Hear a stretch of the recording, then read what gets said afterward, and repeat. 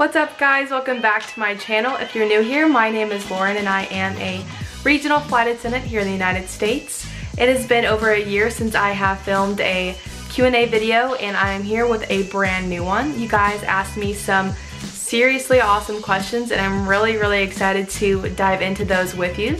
So if you would like to keep watching, let's get into the video. So the first question is from BDog425 and it is seriously so funny. He asked if I have ever spilled a drink on a passenger. And the answer is almost. We were doing pre-departure beverages on the ground and I almost spilled a drink on him. It landed on the ground. And yeah, it was a close call, but I have not spilled a drink on anyone in flight yet. The next question is from D March and he asked, do you like working A or B? Pros and cons between the two, and this is such a good question. So since I am a regional flight attendant, we only work with one other flight attendant and we get the choice between working the front or the back. The front is A, the back is B, and this goes by seniority. So whoever is the most senior gets to choose where they want to work for the day. And honestly, depends on the day. I like both positions. I'm not one that's like, I want to work this one or I want to work that one. I think both are good. It just depends. When I'm in the people mood, I really do enjoy working first class, so the A position, because you just get to interact with everyone and you're kind of in charge, you kind of run the show. But if I'm not feeling very social, I do like working B because you're kind of in the background, you're working in the galley, you're setting up the cart, but you are also making all the announcements. So if I am in the talking mood, I do like working B too because making PAs are kind of fun. So that's a really good question. So on to the next. So Angelo Scagnoli, hi, how's it going, dude? I haven't seen you in a long time. He asked the most interesting random thing that has happened on a flight you were working, and this happened on my last trip. I did have a pretty big singer on my flight. If anyone knows country music at all, I did have Kane Brown on my flight from Nashville to Philadelphia. He was in first class and I was working first class that day, so I did get to interact with him a lot. I didn't get an autograph or picture.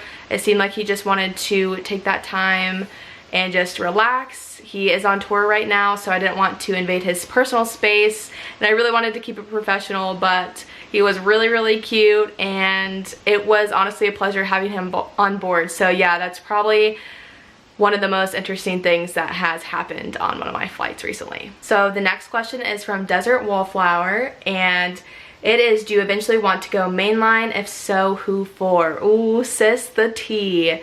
I get asked this quite a lot. Since I do work for a regional airline, I get asked if I want to move up to a mainline, and I think right now I'm pretty content with the airline I work for. However, if the opportunity arises, I wouldn't mind going to mainline. I do have a very open mind. There is no other airline, maybe Allegiant, that is based in Indianapolis currently, and that's where I live, and all my family and my friends are from Indiana, so I don't know. It's a tough question, but I think that if I had the opportunity that I would go for it, and my dream airline to work for right now at this current moment is Delta Airlines. The next question is from Hannah Catherine. How are you? I haven't seen you in a long time either. She asked if fellow flight attendants have pets. Is it difficult to have a pet as a flight attendant? Absolutely, it is difficult, especially if you live by yourself like I do. It is impossible for me to have a pet. I could maybe get away with a cat, but I'm super allergic to them. Do any of my fellow flight attendants have pets? The ones that I know closely, no, but I know that there are flight attendants out there and they probably have more set schedules, or they're married, or they have friends or significant others that they live with, or with their parents. But it is really hard to have a pet with a flight attendant, and I'm sure I can speak for a lot of them out there. It breaks my heart because I'm such a dog lover, but I know that right now in my life, always traveling and living by myself, that it is almost impossible. The next question is from Josh Wright. How's it going? He basically told me, did not ask me to be his new non-rev buddy, and absolutely 100%, let's go to Paris again. And yeah, I really need someone to travel with. So Josh, you know where to find me. Let's go take a trip. Melanie McCutcheon, I love you, I miss you, and I'm so proud of you for what you're doing. She asked, why am I so cute? You're the cute one. And she says, love you little one, love you too, and I'm so glad that you get to do what you love every day. So thank you for reaching out, and I hope you're doing well. Sorry if I butcher this name. The next one is from Quinnery. How long did the interview process take from application to CJO? So this differs at every single airline and what their process is. My process at my regional airline that I worked for, it went very quickly. I want to say from the moment I applied in late April or early May, I did get a face-to-face interview in May. I want to say the first or second week, and I was in training on May 31st and graduated June 24th and started working the line at the end of June, early July. I think my first trip was a little after July 4th.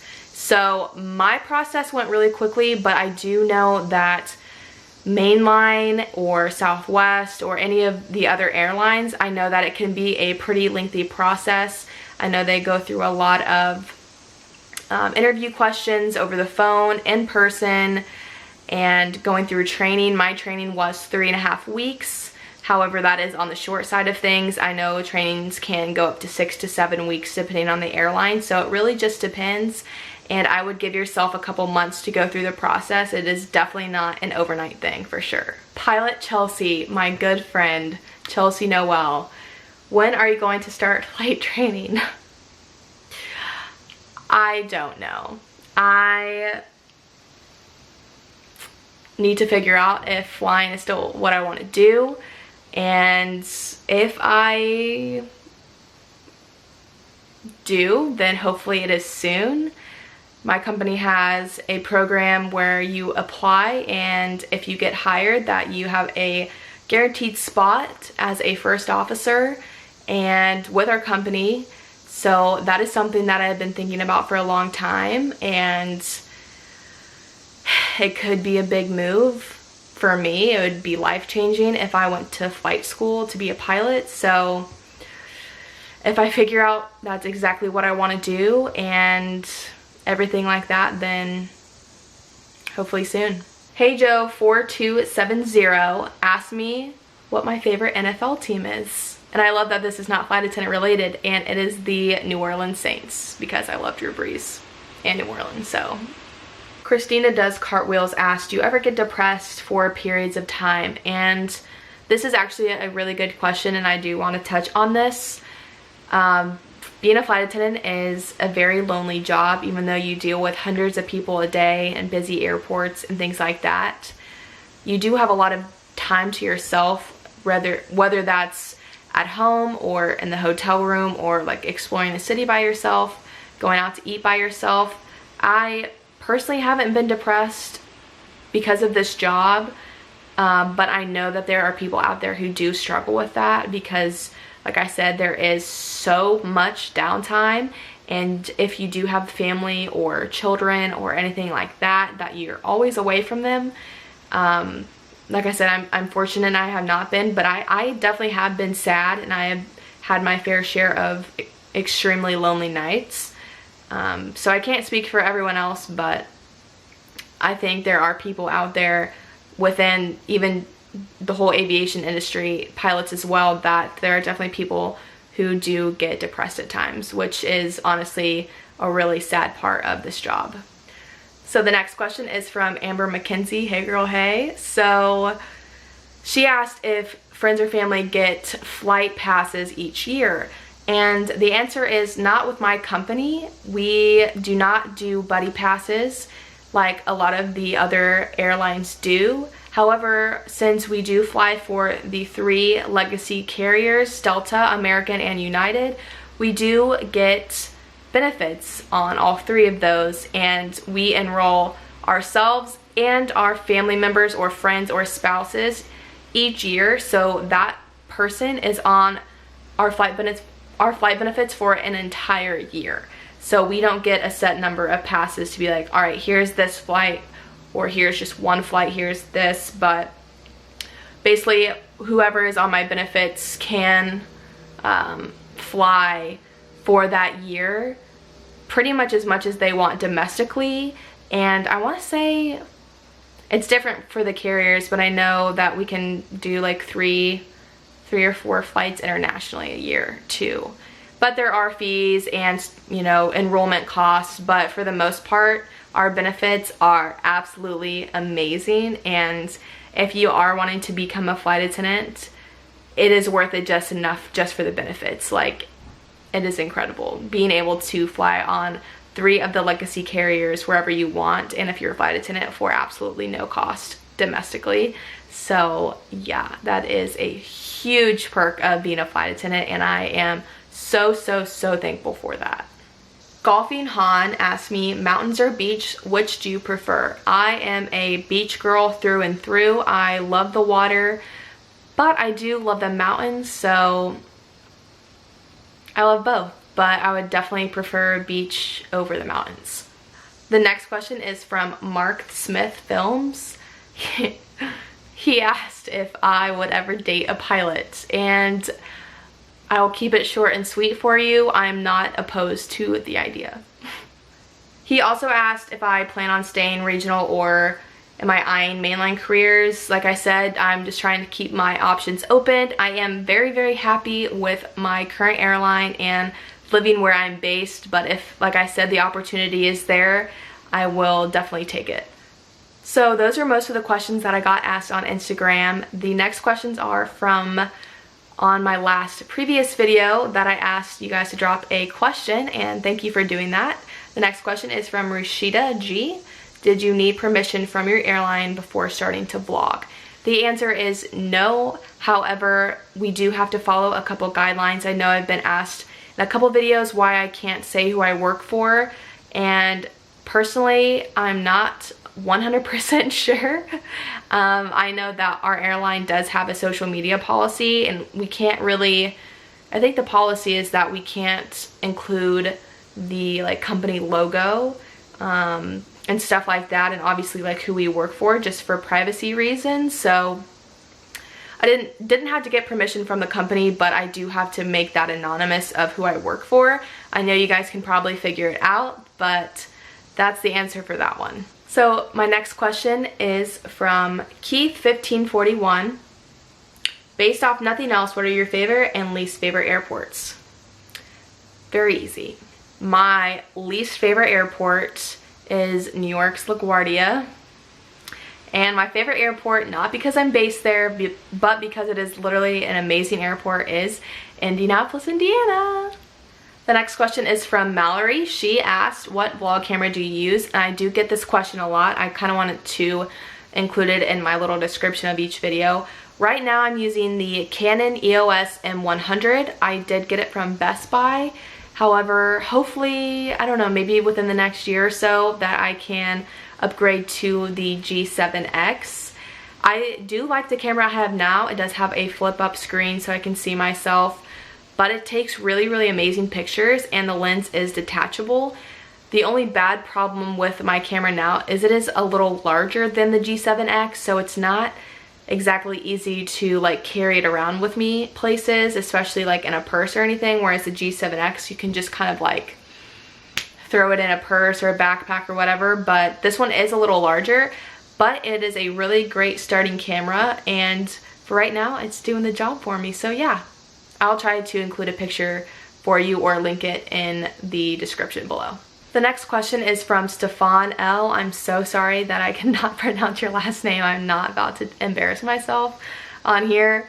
He asked, in your opinion, which additional language could help get a flight attendant job at an airline in the US for a non-US resident? Whew. That's a really hard question to answer.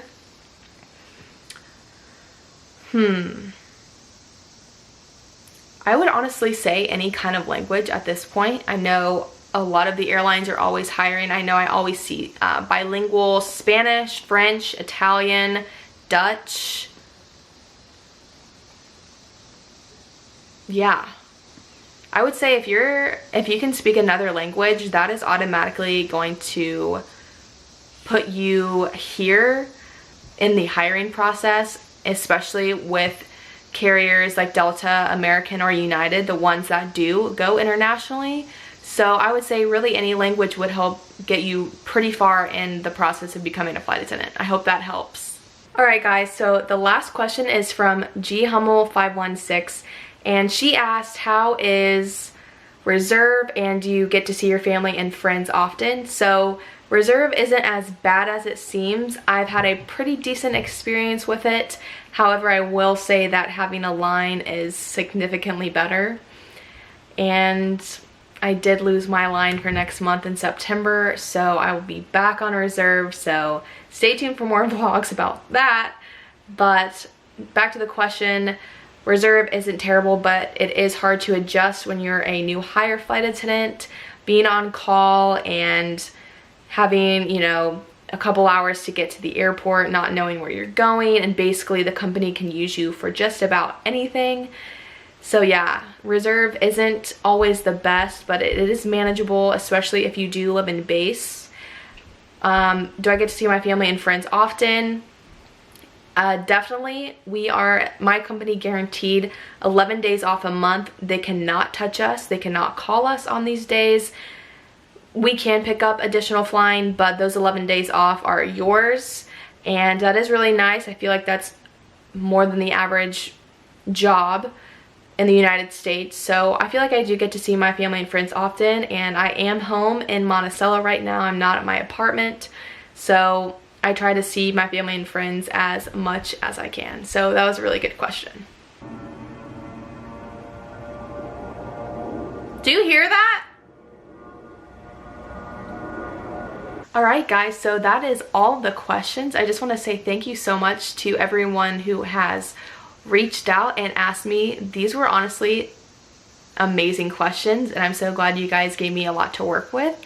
If I accidentally missed your question, which I'm sorry, so sorry if I did, or if you have another question for me, yeah, go ahead and drop it down in the comment section. I will absolutely answer those questions for you. I just wanted to say thank you so much for watching this video. If you liked it, make sure to give this a big thumbs up and to subscribe to my channel if you're new here. And yeah, keep an eye out for my next vlog. If you haven't already, make sure to hit that bell so you don't miss any of my YouTube posts. But I'm very excited to start my next vlog. I go back on reserve, so that will definitely be interesting. I'm not looking forward to it, but yeah, I will try my best to take you guys along with me this month of flying. And without further ado, I will see you guys on my next video.